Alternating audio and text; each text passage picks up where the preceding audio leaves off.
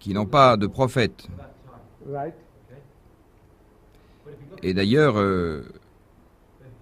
votre prophète, Mohammed, il n'est venu qu'il y a 15 siècles seulement.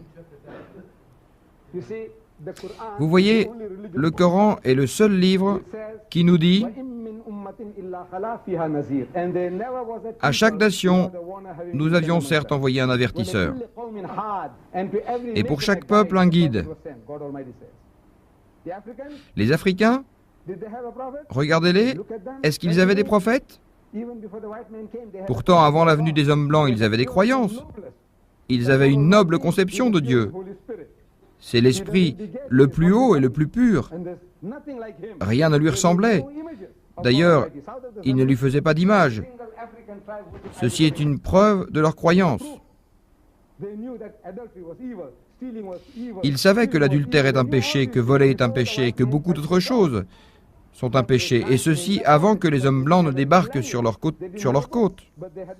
Mais ils ne savaient pas nommer les prophètes comme on sait. Dieu leur a certainement envoyé des guides. Les enseignements de Moïse, de Jésus et de Mohammed, par ailleurs, sont liés par le fait que le père commun est Abraham. L'une des branches de sa famille a donné Moïse et tous les autres prophètes juifs qu'on connaît. L'autre, à travers Ismaël, a donné Mohammed. Ils appartiennent tous au même arbre de famille, celle d'Abraham. Et en plus, il y a un dénominateur commun aux enseignements de Moïse, Jésus et Mohammed. Mais les musulmans croient qu'à l'origine, c'est le même message, sans la moindre différence. Mais pourquoi le processus de l'envoi des prophètes s'est arrêté? Pourquoi il n'y en a pas de nos jours? Parce que là, on parle du passé. Mais pourquoi il n'y en a pas de nos jours? Oui. Oui, très bonne question. Les choses peuvent atteindre la perfection. Regardez, les scientifiques nous disent que nous avons évolué à partir des singes et que l'espèce s'est perfectionnée. On leur demande pourquoi cette évolution s'est arrêtée. Ils répondent parce que l'homme est arrivé à la perfection. L'évolution s'est passée durant des milliers, voire des millions d'années, et maintenant, nous avons atteint la perfection, le chef-d'œuvre. Mais pourquoi est-ce que ça s'arrête? Bon, je vais vous répondre. Regardez cette main. Y a-t-il moyen de la perfectionner? Ajouter un doigt, un ongle, des doigts? Pourriez-vous mieux faire avec une main à 6 doigts? Vous voyez, quand la perfection est atteinte, tout ajout devient une anormalité. Alors c'est pareil dans l'histoire religieuse des hommes. Les musulmans croient que le Coran est l'ultime révélation pour les hommes. Jésus a dit à son peuple qu'il a beaucoup d'autres choses à leur dire, mais que son peuple n'était pas encore prêt à les recevoir. Il n'avait pas encore la capacité. Comme cela vous arrive avec les enfants. On leur raconte des histoires de Père Noël, de Santa Cruz pour les rendre heureux. Que faire d'autre sinon les prendre comme ils sont, des enfants? Ainsi, Jésus a dit à ses disciples qu'il a encore des choses à leur dire, mais qu'il ne les avait pas encore reçues, et il les rassura en disant que quand l'Esprit de vérité viendra, il les dirigera vers ses enseignements.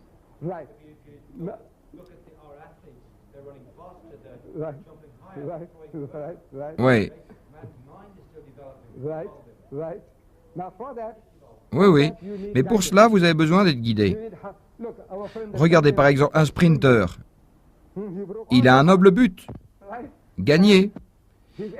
Mais il peut avoir une éthique défaillante. Pas d'éthique du tout. Et il prend des drogues ou en se dopant.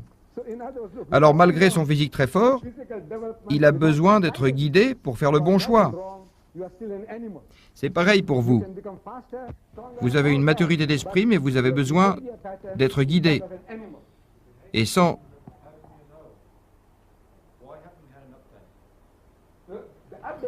Mais sans ce guide qui montre le mal et le bien, vous êtes encore un animal. Votre comportement aura quelque chose d'animal. Si vous avez un problème et que vous croyez que Jésus vous guide vers la vérité, vous supposez donc que toutes les solutions sont ici, dans ce livre. Cela peut marcher. Vous savez, on a tous des habitudes, des types de comportements qu'on n'aime pas changer. On y tient. On n'aime pas le changement. Et maintenant, supposons que vous avez un problème bien défini pour lequel vous ne trouvez pas de solution. Que vous dit l'islam? Pas de solution dans votre livre? Alors, cherchez un autre prophète. Exposez votre problème maintenant. C'est quoi? C'est quoi notre problème en Afrique du Sud, par exemple? L'alcoolisme. Ou alors un problème de racisme. C'est un grand problème. Et les solutions pour ces problèmes? Nous avons un surplus de femmes. Que faire? 8 millions de femmes célibataires aux États-Unis. Oui, c'est un problème. Le Coran nous offre des solutions. Certaines sont difficiles à accepter, mais ce sont des solutions. Pour l'alcoolisme, oui, il y a des solutions pour l'alcoolisme. Pour le jeu, posez des questions, toutes les réponses sont là.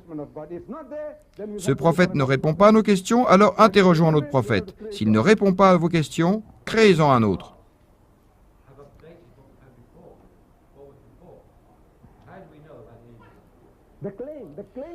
Nous proclamons que c'est l'ultime révélation. Alors mettez-nous à l'épreuve. Si je prétends être l'homme le plus fort du monde, vous me mettrez à l'épreuve en me demandant de faire 10 pompes à l'instant. Et je réponds, ah, je ne peux pas. Alors comment prétendez-vous être le plus fort? Alors il faut tester les prétentions. Sinon, comment vérifier une prétention? Là, on ne prétend pas que les musulmans sont des anges, des modèles de vertu. Non, je veux dire tester les enseignements de l'islam. Je ne parle pas des musulmans. Je ne prétends pas être un ange, modèle de vertu. Non, personne ne dit ça. Ce que je veux dire, c'est que les solutions pour vos problèmes sont dans ce livre, révélé par Dieu. Donc ce livre est votre propriété. Ouvrez-le vous-même et lisez-le vous-même. Il vous parlera. Ce livre n'est pas la biographie de Mohammed.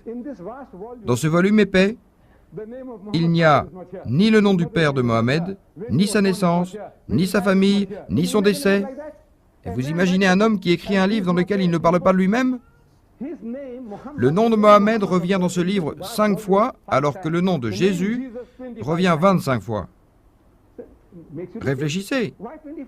Il y a eu des controverses à propos de la naissance de Jésus, mais aucune concernant la naissance de Mohammed. Son père est connu, sa mère, son nom n'est cité que 5 fois. Tout le monde sait qu'il est le fils légitime de Abdullah. On ne discute pas de cela. Mais Jésus, les uns disent, mais il n'a pas de père, c'est un enfant illégitime de Marie. Là, l'islam dit, ô peuple du livre, ô juifs et chrétiens, ne soyez pas extrémistes en matière de religion.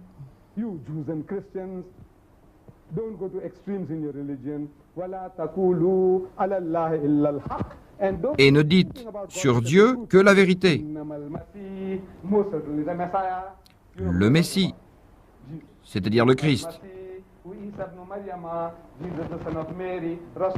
le messager de Dieu, et sa parole, qu'il a donnée à Myriam, que l'Esprit Saint a présenté à Marie. Alors croyez en Dieu et à ses prophètes. C'est seulement par la volonté de Dieu que Jésus fut créé. Et c'est la parole de Dieu qu'il a prêchée. Le livre nous dit alors, Jésus n'est l'enfant illégitime de Marie. Il est le Messie. Il n'est pas le Fils de Dieu. Il n'est pas Dieu. Mais son messager, et en tant que tel, aimez-le, croyez en lui et suivez-le. C'est ce que dit notre livre, d'une manière objective. Il n'y a pas une volonté de marquer des points contre quiconque.